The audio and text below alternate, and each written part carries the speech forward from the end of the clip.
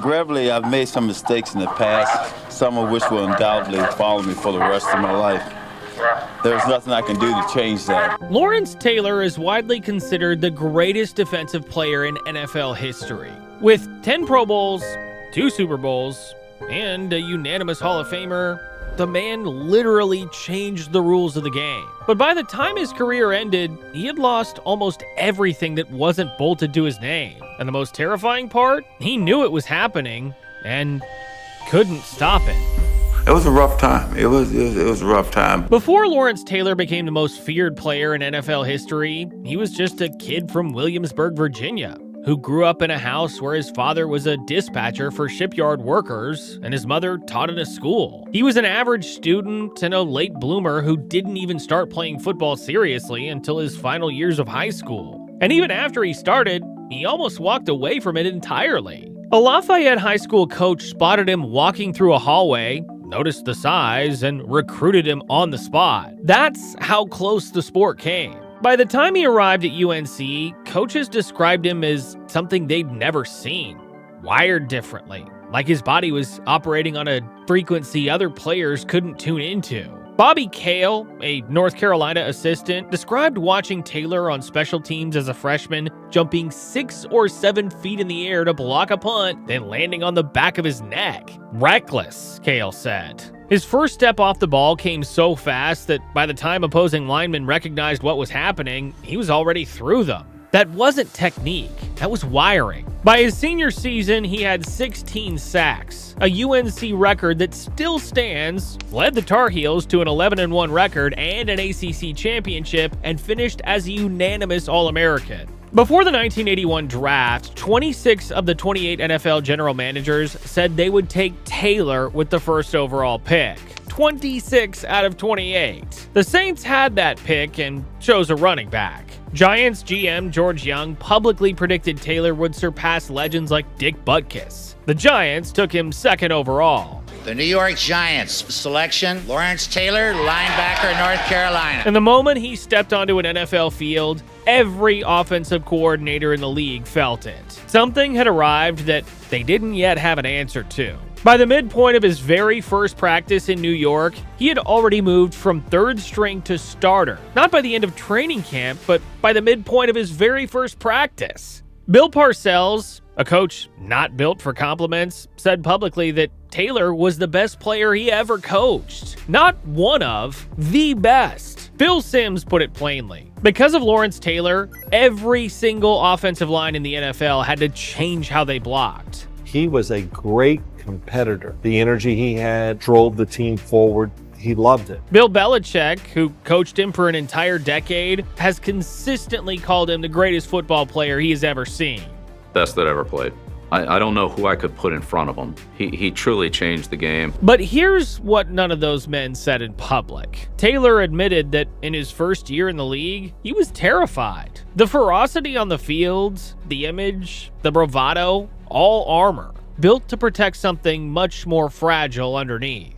And here's what most of us never have to do. Hold that kind of shield together every Sunday in front of 70,000 people. And most of us don't have to figure out what happens to it when the game is finally over. In the NFL of the 1980s, that answer was never hard to find. But stop here for a second, because here's what the football story never tells you. The records, the sacks, the intimidation, all of it was being built on top of something that was quietly pulling him apart from the inside. The 1986 season was where he posted 20.5 sacks and became one of only 2 defensive players in NFL history to win the league MVP award. Offensive coordinators threw double teams at him on every snap. Defenders knew exactly what was coming. The problem is, it never mattered. And then there's November 1985. Monday Night Football. Taylor's knee came down on Joe Theismann's lower right leg, breaking both the tibia and the fibula. The leg went in a direction legs are not built to go.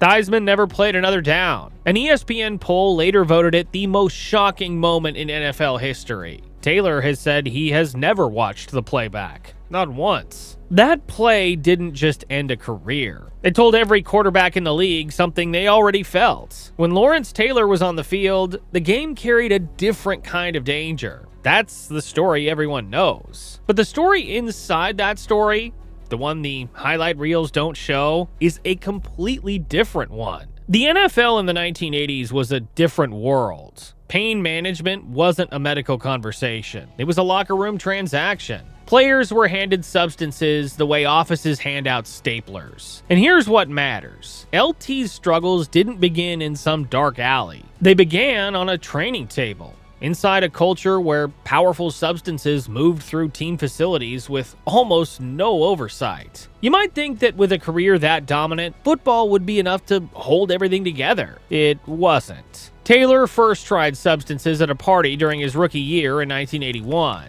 Dealers at that time, he said, handed out free samples specifically to get access to players' lives, and once they were inside, they didn't leave. By his third season, he was going through an ounce of it a day. Standing in the huddle as the most feared defender in professional football, he admitted he wasn't thinking about the defensive call. He was thinking about his next fix after the game, the most dominant player on the field, and that's where his mind was. So how was he still passing substance tests? The answer is something most people never see coming. He was switching urine samples with clean teammates, a workaround that kept him on the field and kept the damage invisible to everyone outside it. And here's where it gets complicated. In 1988, against the New Orleans Saints, Taylor played an entire game with a torn pectoral muscle held in a harness just to keep his shoulder in place and still recorded 3 sacks. The man was physically falling apart, and yet he was still the most dangerous player on that field. The same obsessive intensity that made him unstoppable is the exact wiring that made the addiction impossible to contain.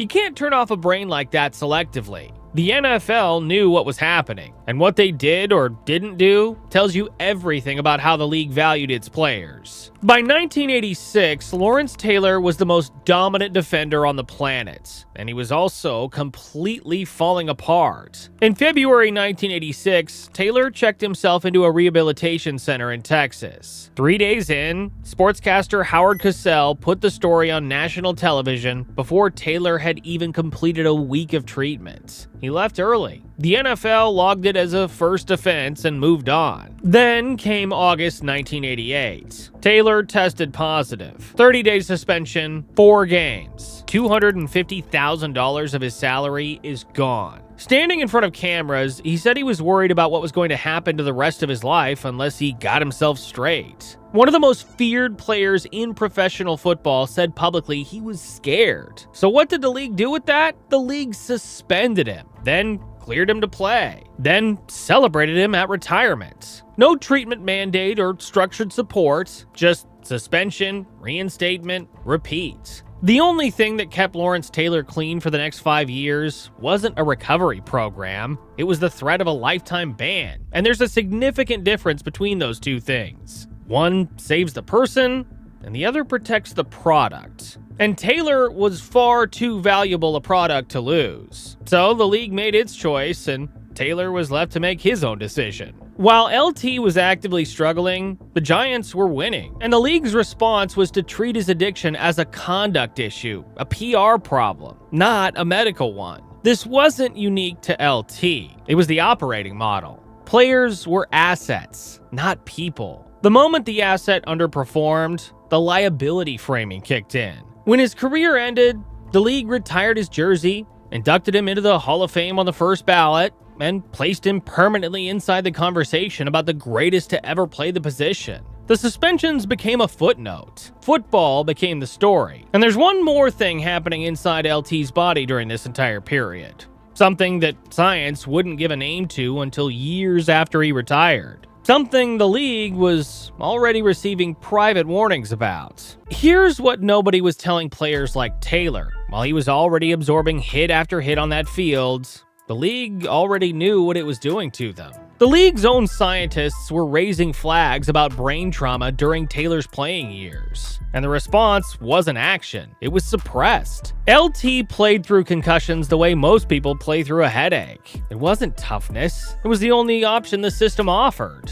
By 1994, 1 year after Taylor retired, the NFL created a brain injury committee in response to mounting neurological evidence. The committee was run by a rheumatologist, a man with no prior experience in brain science whatsoever. Think about that for a second. The committee created to protect players from brain damage was being run by a man who had never studied the brain a day in his life. By 1999, the NFL's own retirement board had quietly paid out more than $2 million in disability claims to former players it had internally concluded were brain damaged by the sport, while publicly insisting no link existed. When independent research identifying CTE was published in 2005, the NFL pressured the medical journal to retract the paper. The journal refused, and still, with all of that staring them in the face, they chose denial. 2 years later, the league distributed a pamphlet to active players stating there was no confirmed connection between concussions and long-term brain damage. The same league, paying brain damage disability claims in private, denying any link in public, at the same time.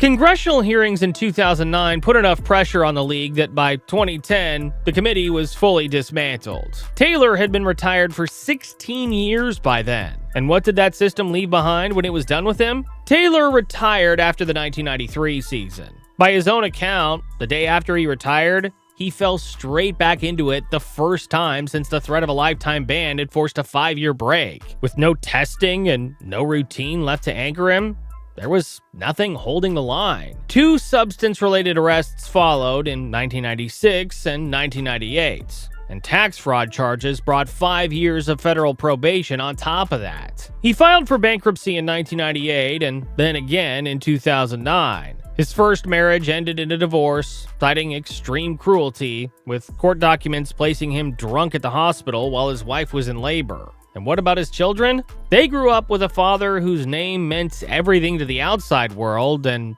who was barely present inside their own home. He earned an estimated $50 million during his career. Twice. When we hero worship athletes, we're almost always celebrating the output of a system that consumed them to produce it, not the person it consumed. The boy from Williamsburg who was largely invisible, who didn't pick up football until a coach found him walking through a hallway, became the most feared player on the field. And then, when the lights went off, he became invisible again in a completely different way. Lawrence Taylor's name is permanent. It's in the Hall of Fame, the record books, and every conversation about the greatest to ever play the position. But a name isn't a life. And that's the question the NFL has never had to publicly answer. What do you owe the people whose bodies built your billion-dollar brand? If this kind of story is worth your time, hit that like button, comment on what you want us to cover next, and subscribe for more stories like this. You won't want to miss them.